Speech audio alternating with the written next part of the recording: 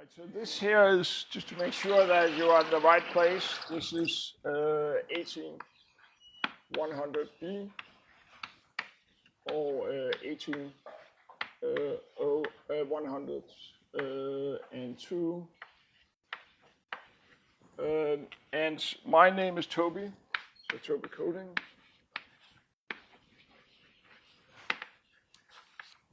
And so we will be recorded, and the video from the lecture will be posted online. And I will also write lecture notes. I hope you appreciate it, because I wrote the first one. It actually took me quite a long time. I don't typically type the lecture notes, but I will do this for this class. I also wanted to just give you an idea of the structure. First of all, this is one of the most important math classes at MIT, and I'll tell you in a minute why it is important. And of course, I think that being one of the most important math classes is one of the most important classes, period. But so just to give you an idea of what it will be expected from the class. So there will be 10 weekly homework.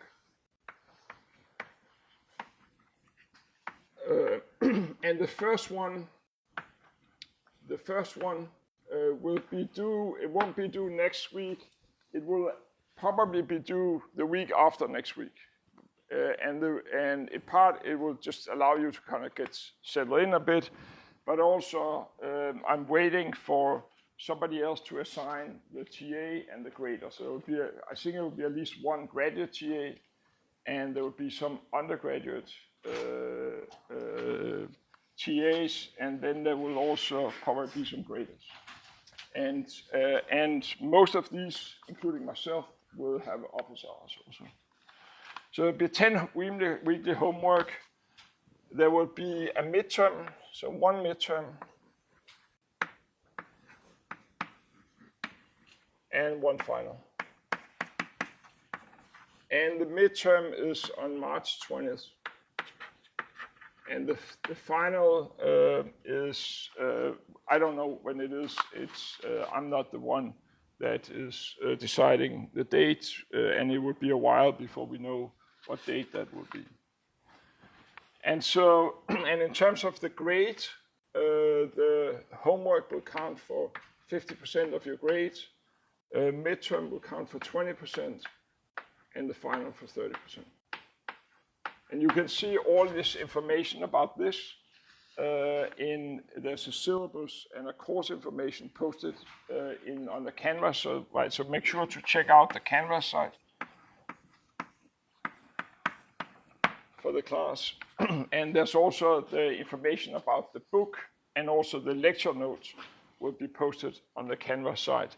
The lecture notes, I think, will probably be posted on the files. So lecture notes will be posted on those files.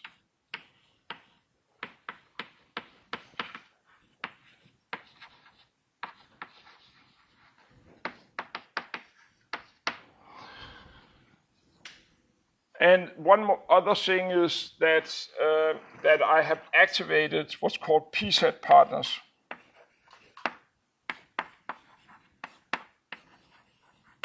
Right, so you are encouraged to work with other people on the PSETs, but everybody has to hand in their own PSETs. Okay, and PSET partners is a way of finding other people to work with. I mean, of course, you can do it another way, but this is a tool that is used in a lot of classes. Okay, I think this sort of covered the basic information. And so the class here is, so the two key topics for this class is, so key topics is, one is you will learn how to write a mathematical proof.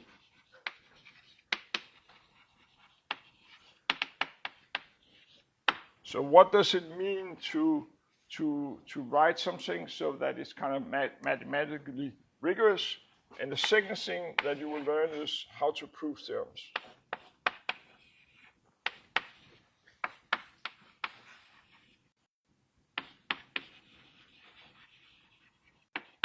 And so here's an example of this.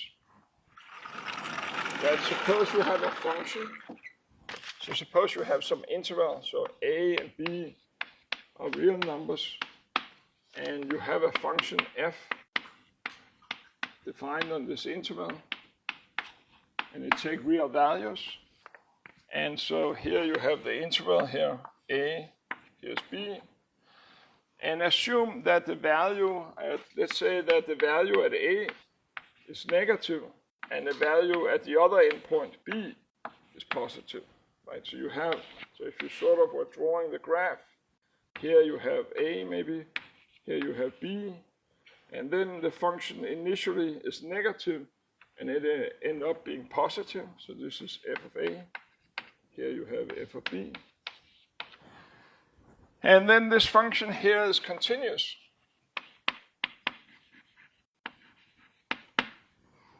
So the function sort of looks maybe like this. So f is continuous. So the intermediate value theorem saying, so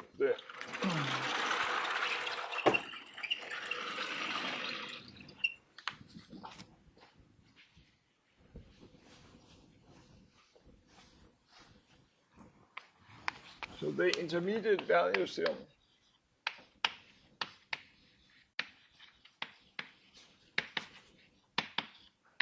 value theorem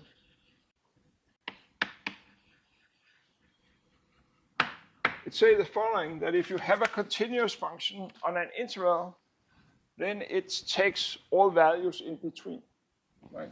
So the intermediate value theorem say in particular that there exists a c, and the c here is between a and b, so that the value of the function at c is 0, right? Because the function starts off negative and it ends positive, so there must be somewhere in between where it hits 0, right? That's the intermediate value theorem, right? But now the question is then, how do we make this into, right? So, and it's kind of obvious. It's sort of intuitively obvious that if you take a function, right, continuous just means, something like that. If you were drawing the graph, then, and you'd have this like piece of chalk here, then as you're drawing the graph, the chalk is not allowed to leave the paper, right? It can't have a function like this here that sort of jumps, so go like this, and then you jumps like this. That's not continuous, right? This is not continuous. Right, so continuous function is like that you have to, when you draw it, it's like in one motion. The chalk doesn't leave the blackboard, right? And so it seems obvious that there should be some point in between where the value, where you're crossing this axis here. Right? But how do we make this into a rigorous proof? Right? And what is the property, right? So how do we make this into a proof? So how do we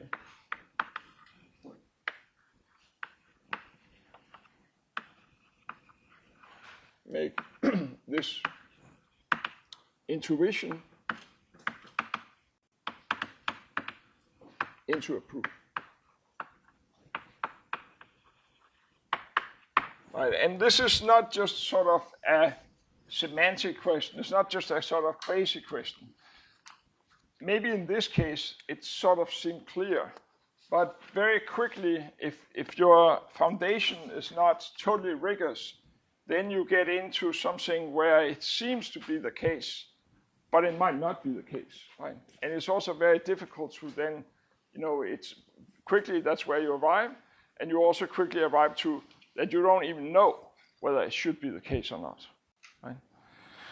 And so it's really important to kind of build things up step for step, where each step is totally rigorous, and you right, because it's not only you know for sure that things are right, but it also makes it much easier to predict what should be true. And so in order to understand why there should be some C between A and B, where the value is 0, it immediately, it's the first question that arises, what are you using? What property do we need to make this into a proof? What property do we need of the real numbers? Right? So this is like the first question that arises. So what property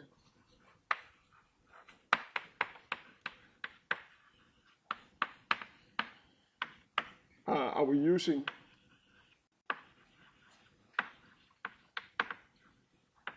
of the real numbers?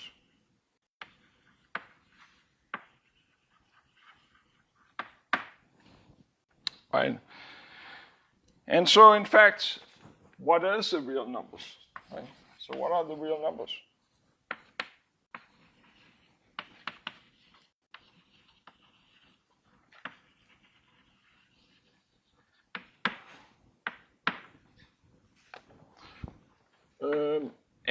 And so the thing is that, in particular, what is square root of 2? So what is square root of 2? Square root of 2. Right? And is that a real number? Is square root of 2 a real number?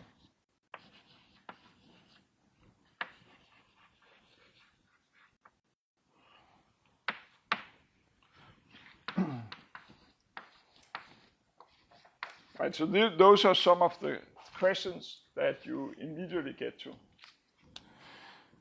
And so now, so the answer to what are the properties that you're using of the real numbers, so the answer to this question here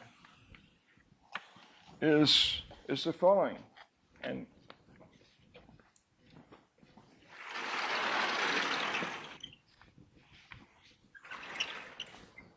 so the answer to this question is, so what are the properties of the real numbers that you're using?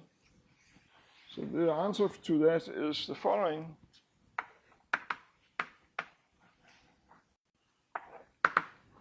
That the real number, so R, is a complete ordered field that contains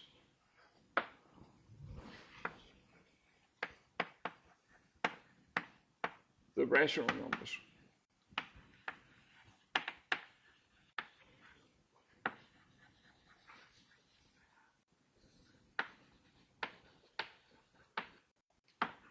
The rational numbers Q.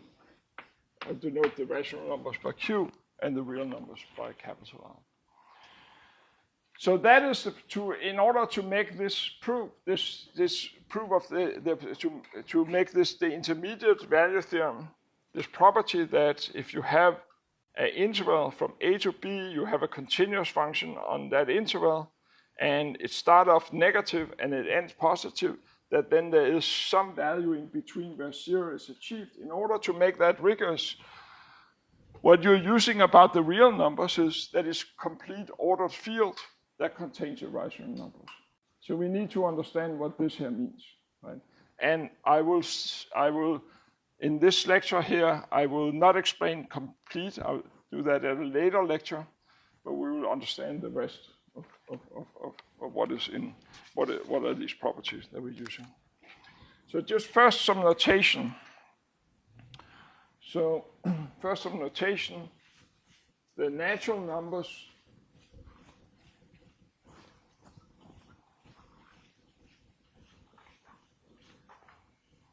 So the natural numbers here, this here is 1, 2, 3, 4, 5, etc. Right, so these are the natural numbers.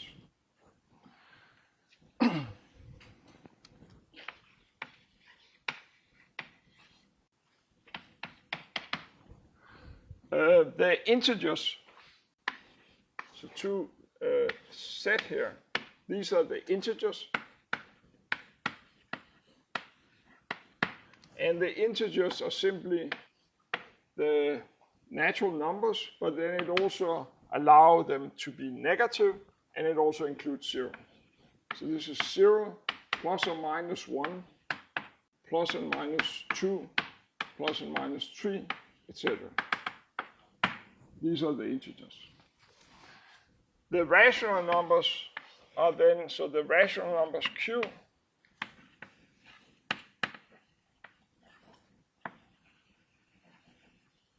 so these are numbers of the form m over n, where m here is an integer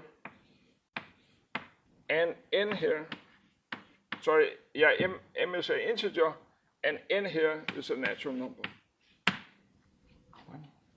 That's a rational number. And so now what are the properties, right? So we're building up to trying to understand what property of the real numbers is, but let's try to somehow understand a little bit better what are the properties that we really have about the rational numbers.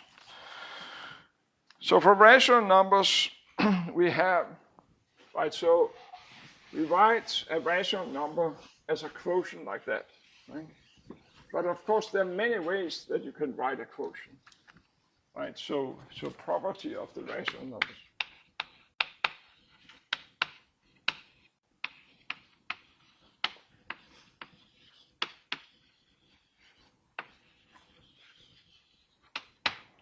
So we write it as a quotient like this.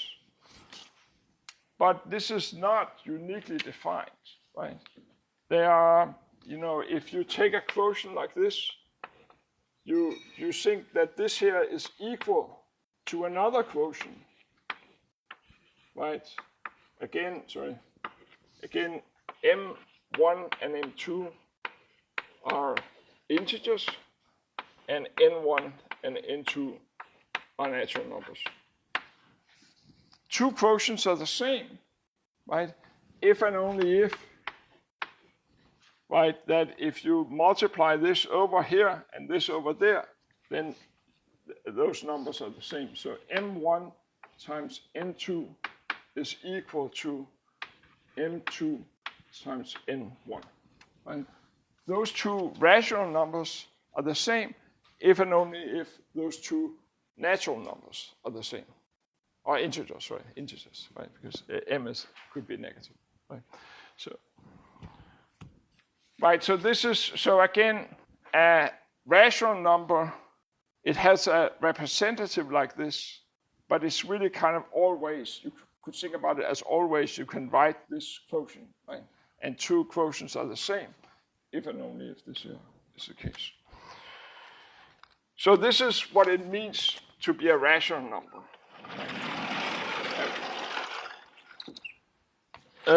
But then there are some operations, right? If you have two rational numbers, then you can add two rational numbers together, right? So, and that's really important, that you have some operations on the rational numbers. So if you take, this here is one rational number, and if you now take another rational number, m2 over n2, then how do you add two rational numbers together, right? Well, of course, you know that you put it on the common denominator. So this here is m1 times n2 plus m2 times n1 divided by n1 times n2. Right? This here gives you, this here is an integer in the denominator, and this is a natural number in the denominator, right? And so that's a representative of a rational number, right? So that's an operation. Now, in order to really know that this is right, so the idea here is that if you take one rational number like this, and you take another rational number like that, then you can add them, and that gives you another rational number, right? That's this operation that we know so well, and is addition, right? In order for this really to make sense, you should check that this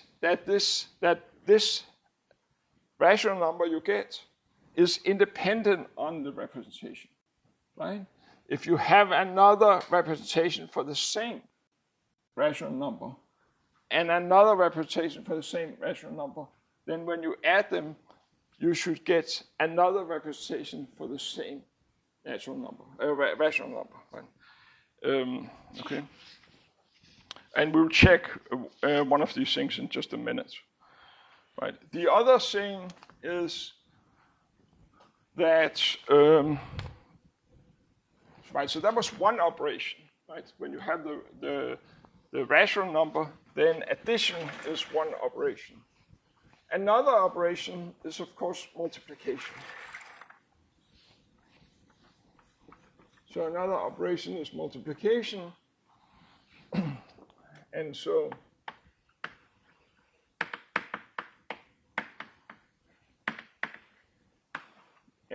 if you take one rational number like this, and you take another rational number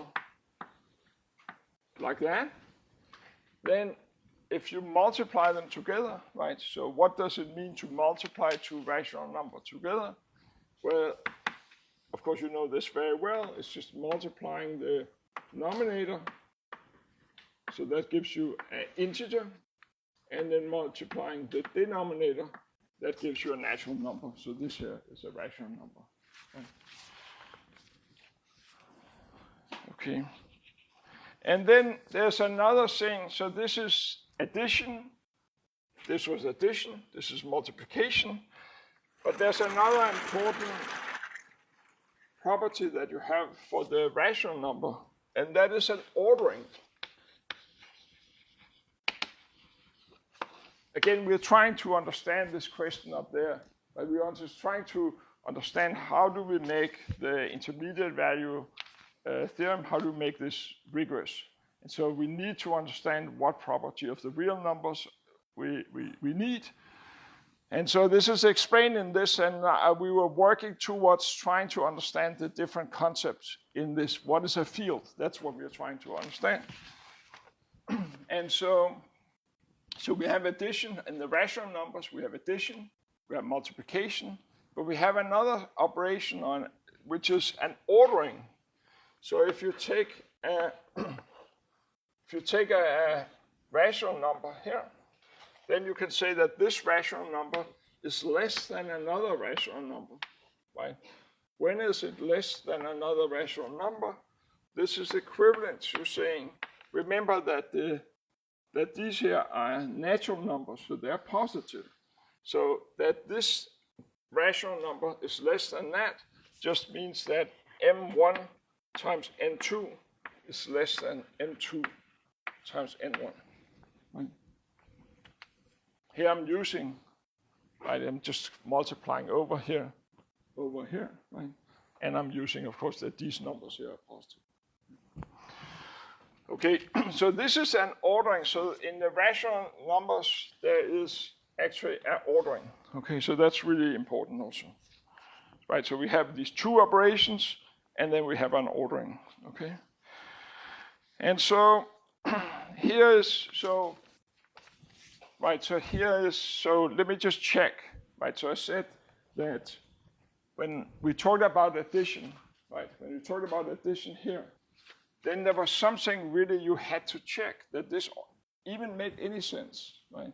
And for this to make any sense means that this rational number you get from adding these two is independent on how you write this rational number and how you write that rational number.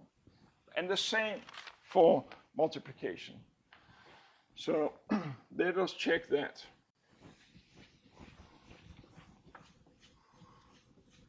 So this here is checking that multiplication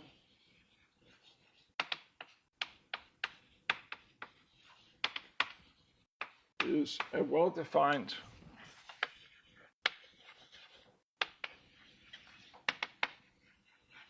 operation, i.e. it is independent. It is independent of the representative.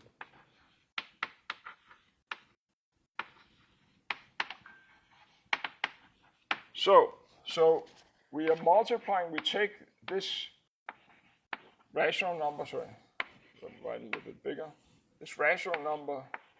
So this is one rational number, and we multiply it we multiply this rational number by another rational number. Let's call it P1, comma Q1. And then we take another representative for the same rational number, and let's call this M2, N2. And for this rational number, we take another representative. And we want to prove that this here is the same, right? This number here is the same as that number here, right? So how do we do that?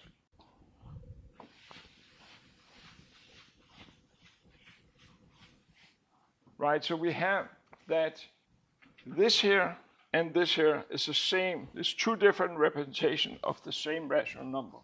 So we have that M1 over N1 is equal to M2 over N2. So this just meant that, remember that this just meant that when you multiply over here like that, then you get the same integers. So this here, N2 plus M2 times N1. Right? That's what it meant, that these here were the same. And likewise, you have the two rational numbers here. This is 1. This here is equal to that P2 divided by Q2. This just meant that when you multiply over, P1 Q2 is equal to P2 Q1, right? So this just meant that these two represent the same rational number. These two represent the same rational number. And now what we need to prove is that the product here is independent of these representations. So the product here is, so we need to prove the product of the first, the product, this product here, this is just M1 times P1 divided by N1 times Q1. And we want to show, this is what we want to show,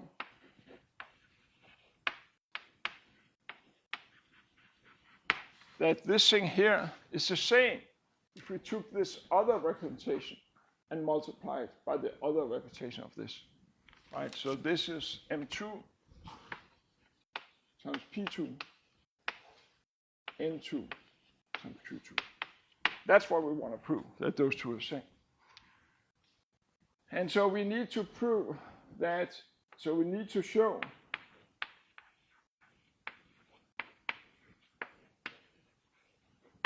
that M1 P1 times this denominator here, N2 Q2, right? We need to prove, need to show that this thing here is equal to N2 P2 N1 Q1. That's what we need to prove, right? But now let's see. So we know that if we take M1, right? If we take M1 and together with N2, right? M1 together with N2, this is the same as, so this here is the same as M2 N1, right? This is what this here say, right? And it also say that if you take P1 together with Q2, then you may as well write this thing here, right?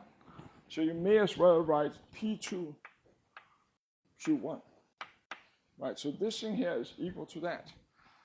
But now you see that here you have M2, here you have N1, here you have P2, here you have Q1. So those two are the same, right? So this proves that this operation of multiplication is well defined in the rational number, right? And similarly for addition. The reason, of course, why I chose multiplication is that it looks a little simpler on the blackboard, right? It's a little more messy if you did addition, but that's really, it's just exactly the same. Okay, so, right, so now, so this is also supposed to illustrate, how detailed a proof is, right? So, when we have a concept like this, we want to make sure that it really makes sense, right? And in this case, makes sense that it's well defined, it's independent on the representation. And so the proof here, this here would be the proof. Okay, so the takeaway here at the moment is we're building towards this with understanding a field. We want to understand the real numbers.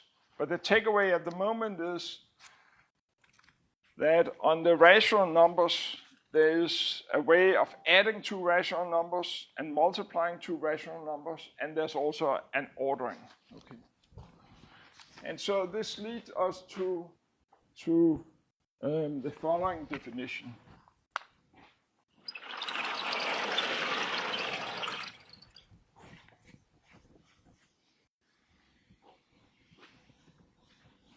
And so this is the definition of a field.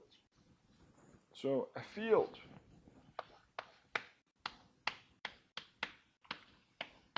and I will use F here, capital F for a field, is the following.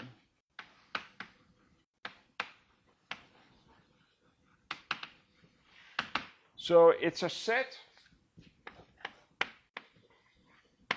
with two operations.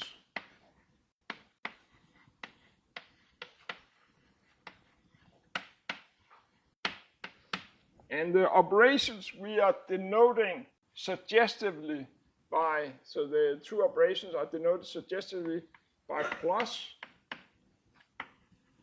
and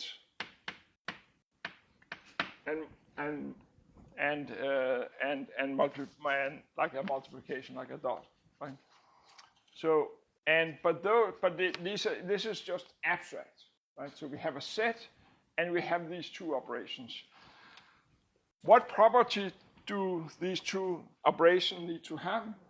Each of them have 5 properties, and then there's so that means that there are 10 properties, and then there's 11 property that chain those two operations together. Okay, so let's start with addition. So properties of addition.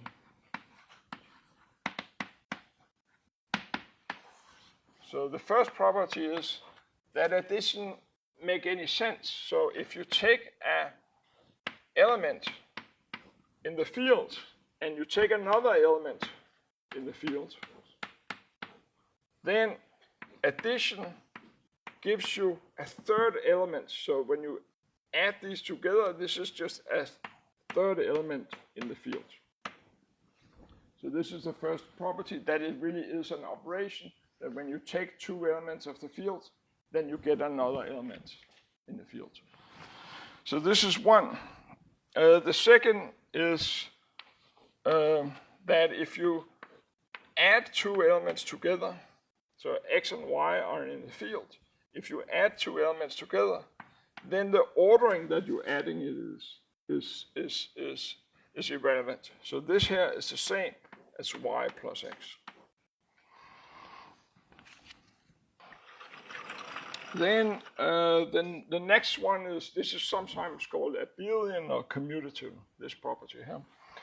Then there's a third property, which is that if you add two elements together, and then you add a third element to the sum of these two, then this here is the same as that you can add the last two first, and then add the first one to the sum of the other two. Okay? And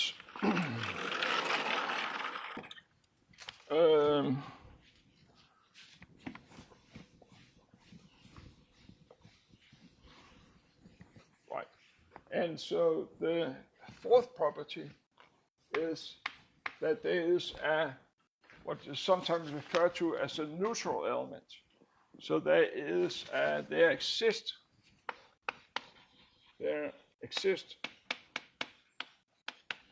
an element that we denoted by 0, but it's just to make it kind of easier to understand that we denote it by 0. And it has the property, that has the property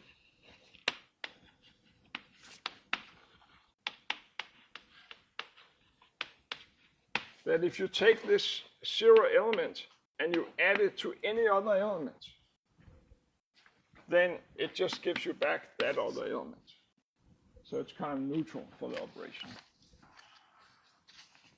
And then there is supposed to be a fifth property.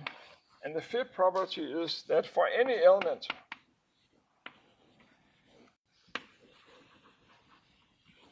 x, there exists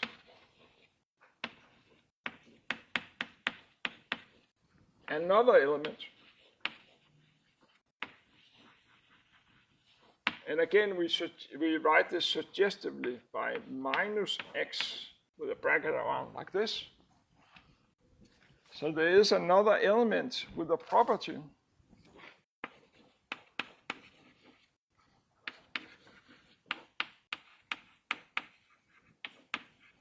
that if you take x and you're adding this other element, then you get 0. Okay. So those are the 5 properties that addition has to have. Right? And then multiplication have to have 5 properties also, and these are similar to this with a little twist. And so for multiplication, you need to have the following properties. So again, it's 5 properties. The first one is the similar property to the property 1 up there. Namely that if you take two elements, x and y, in the field, then when you multiply them together, that should give you another element in the field. Right? So that's the first. The second one is similar to 2 up there, is that x times y should be the same as y times x. Right? So again, that's often referred to that it is abelian or commutative. The third property is that it's similar to the third property up there, is that if you take x times y and then you multiply it by a third element, then you could as well have first multiplied the 2 last elements and then multiply it by the first element, like that. And then then the fourth property is similar to that property 4 up there, is that there exist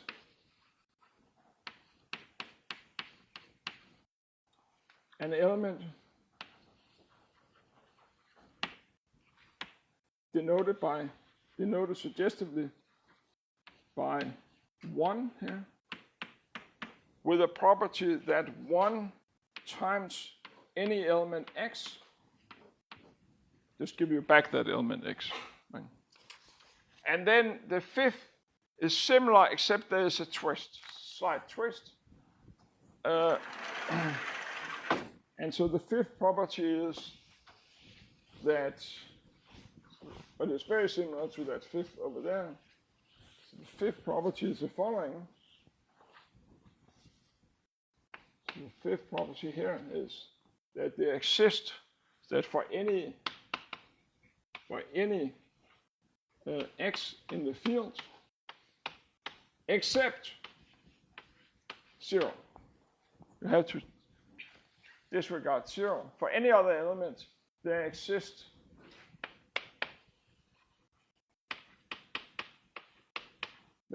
an element, and again denoted by, suggestively denoted by 1 over x, with a property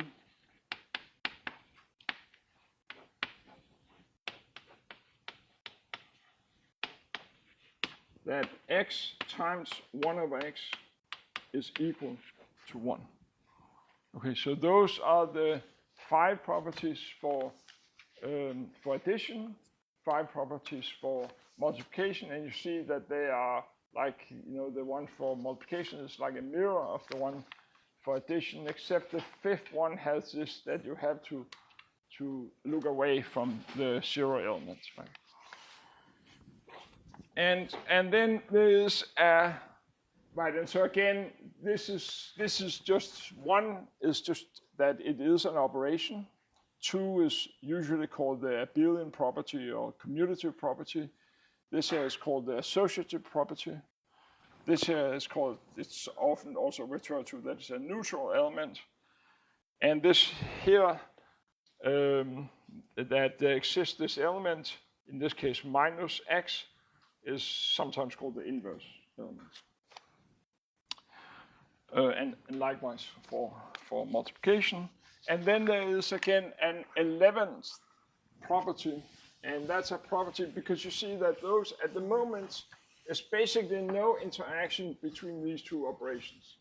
The only way that you see some interaction, but this is very little, is that the fifth property over here refer to the neutral element for addition, right? But they don't really chain the two operations together.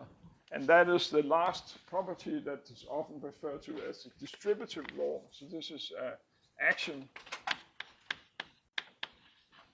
chaining addition, write it like this, addition together with multiplication.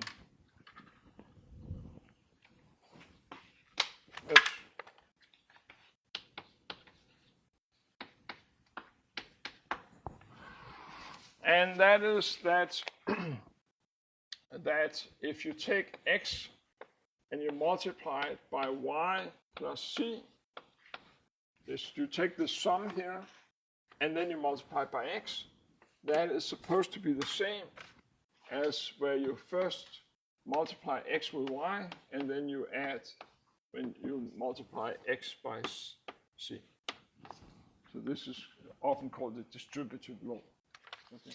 And that's a law again, or action, that is chaining these two operations together.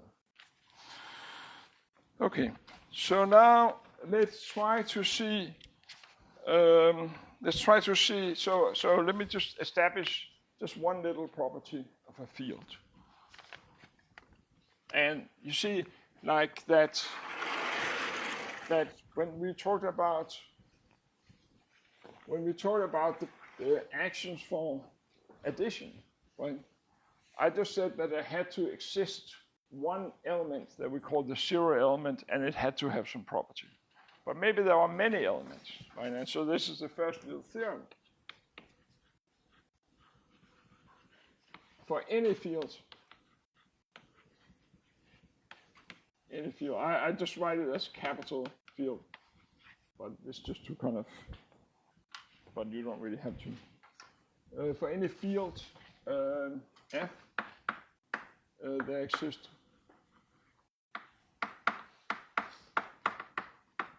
only one zero element.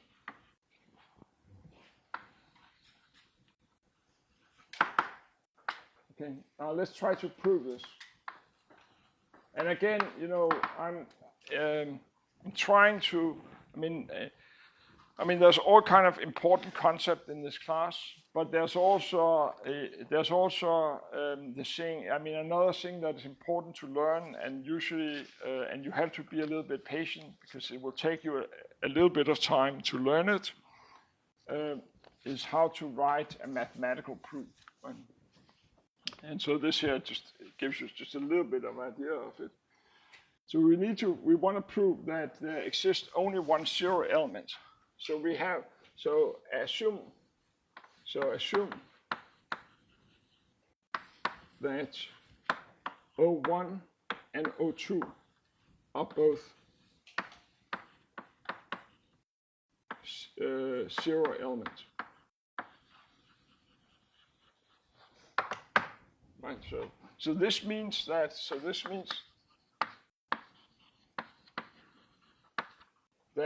if you take O1, that is a zero element, just means that if you take O1 and you add anything to it, right? X could be anything in the field, then you get X back.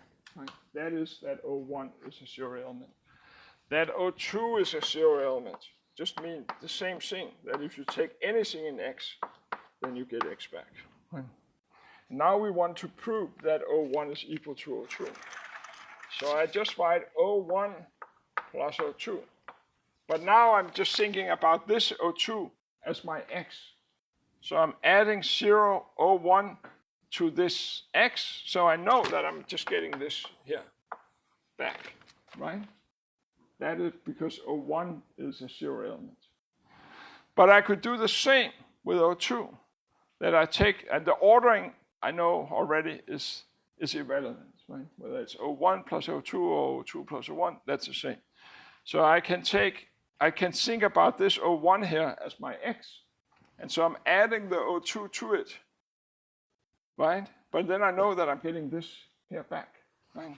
So this here must also be equal to O1, right? And so you see that O1 is equal to O2.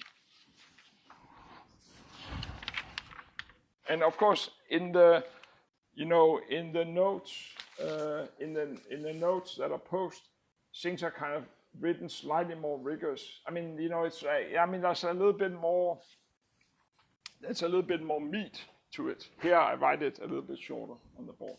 But so look also at the notes. Okay. So now we know what a field is, right? So a field, again, it has these two operations, additions and multiplication. Each of those operations have 5 properties, and then there's 11 properties that chain those two operations together. And so the examples of a field is, so we already have an example. So the rational numbers here is a field.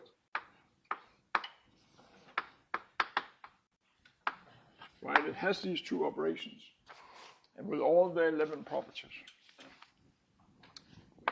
The natural numbers is not a field. It's not a field. It fails even the most basic thing. I mean, it fails many of the properties it needs, but it fails that even the zero element is not in it. Right? Of course, it's not even a, anyway, so, and the integers here is not a field. is not a field. That is slightly closer to being a field, but it's still not. And why is this not a field? It's for multiplication, right? If you take 2, then by 2, if you think about 2, then there should be, by the neutral element for multiplication, that's a usual 1. Right? But if you take, say, the element 2, then there should be an element like the inverse. There should be an element with a property that if you take 2 and you multiply with that element, then you should get 1. Right? That should be the inverse element, right? 1 over it. But this is like a half, but you're missing a half in the integers, right? So that's why this here is not a field. Right? Okay. So the next concept is, so we're working our way towards trying to understand what property of the real numbers that we need in order to make that the intermediate value theorem the proof rigorous. And so we now know what a field is. Next time I'll talk about, or the next few times I'll talk about complete, what that means. But we also have this ordering. So what does it mean that a field is ordered? So let's start with an ordered set.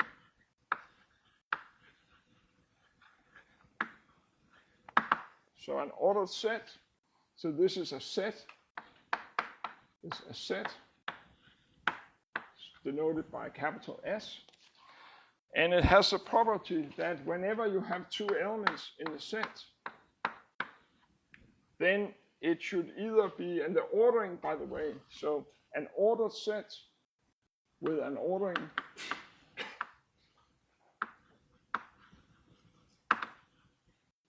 and I denote the ordering again suggestively by this.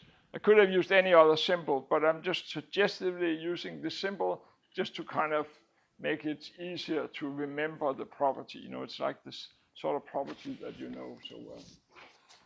So an ordered set is a set with an ordering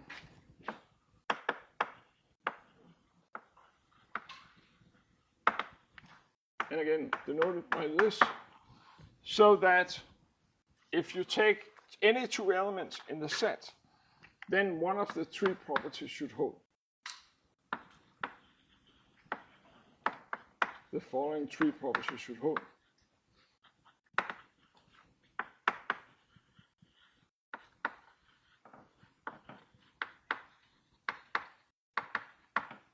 Should hold.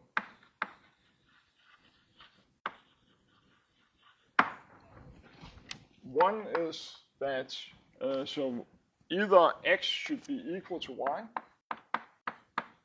2, the other possibility is that x is smaller than y. Or 3, y is smaller than x.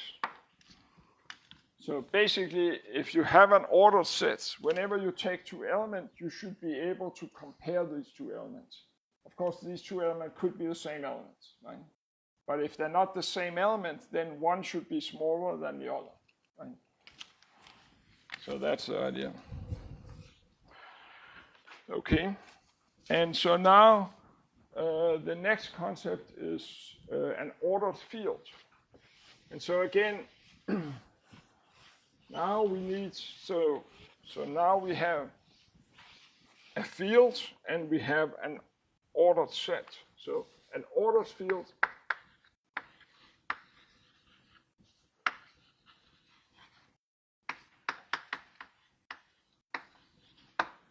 is a field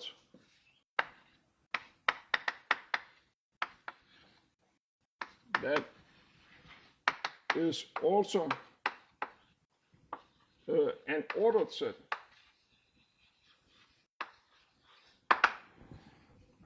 And then the operations from the fields and the ordering, they should speak to each other, right? So there should be an interaction between these two operations.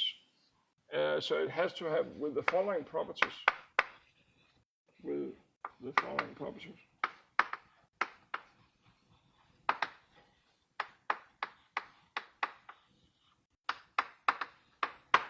That if you take, so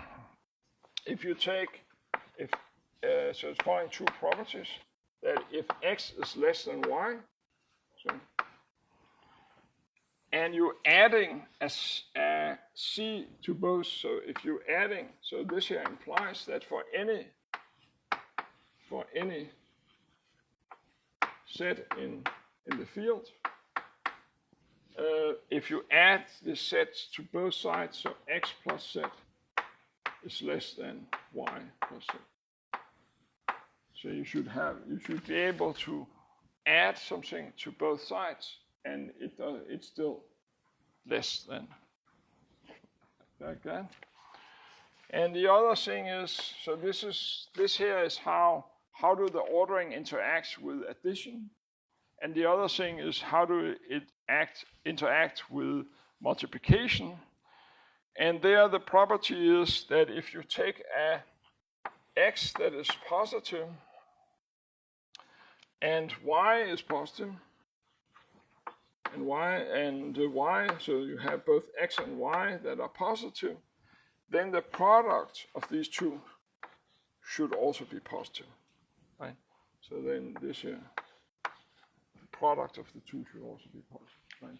And so this is how do the ordering interact with multiplication, right? This is how it interacts with addition. This is how it interacts with multiplication. Okay. And so now, well, the first thing you observe is that, again, you already know an example of this. So,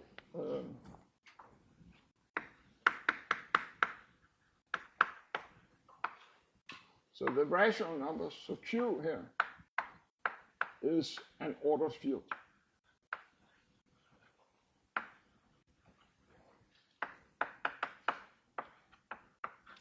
Right, we've already seen that it is a field, has those 11 properties. It has addition, multiplication, has each of those have 5 property. It has the 11 that chain the two together.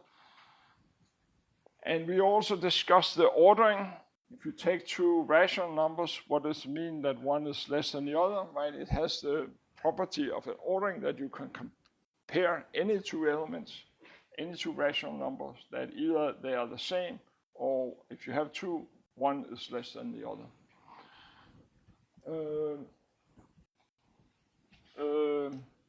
And it also has the additive property, right?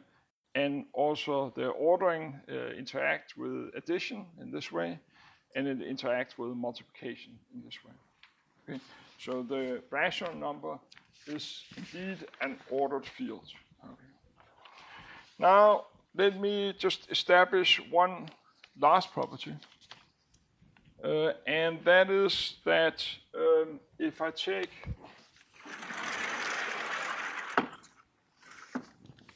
so let me try to prove a little theorem here.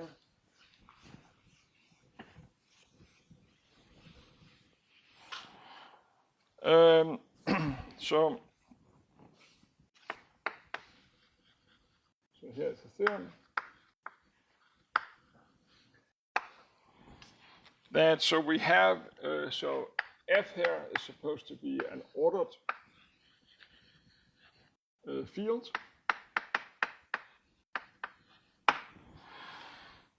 And then we have that x here is less than y, and c here is positive. Fine. So I assume I have this, and now I want to show that then I claim that from these properties that an ordered field have, I get automatically then x times c is less than y times c. So I claim I get this property here, right, that you know from these properties over here. Okay, so let's try to prove that.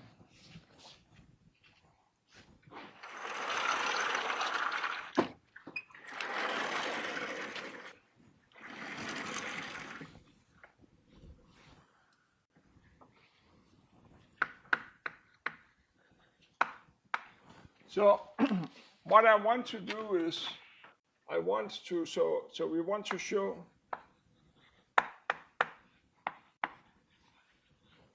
that x times z is less than y times z. This is what we want to show. Now, to say this here, right, this here is equivalent. This is equivalent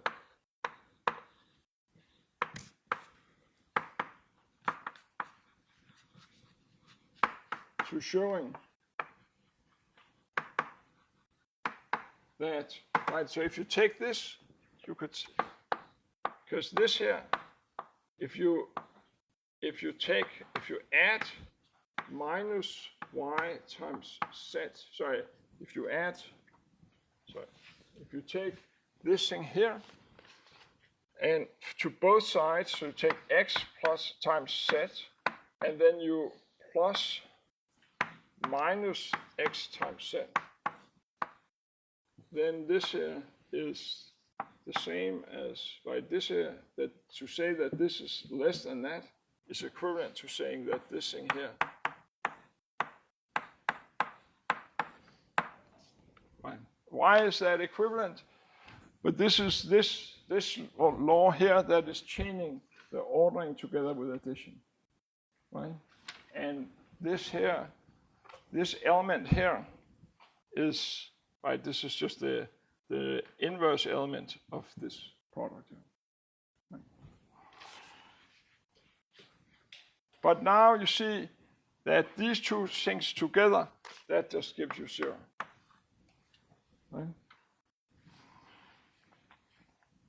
This thing here, this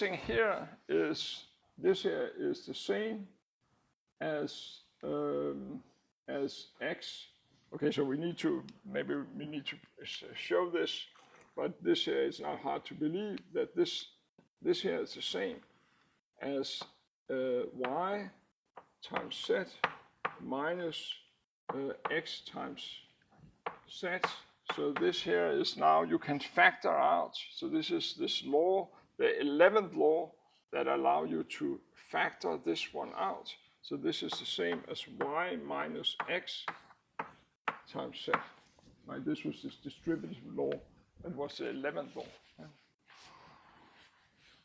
But now you see that because y was bigger than x, right? Since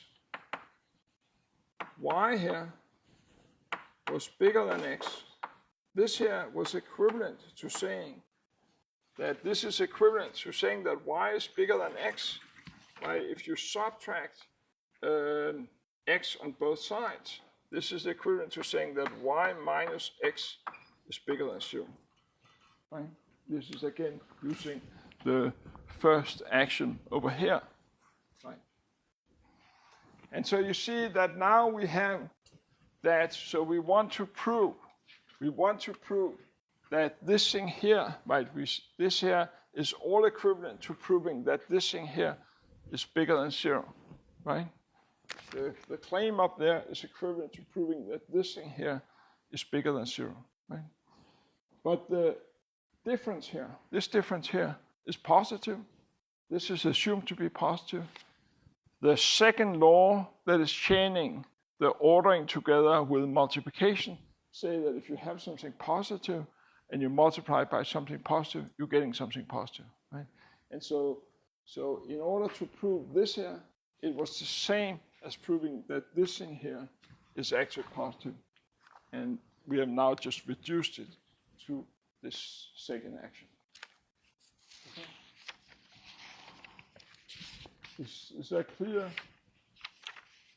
Okay, that's really, so we'll go just a little bit easy here in the first lecture. This is what I have for the first lecture. but there's a bunch of different concepts. And again,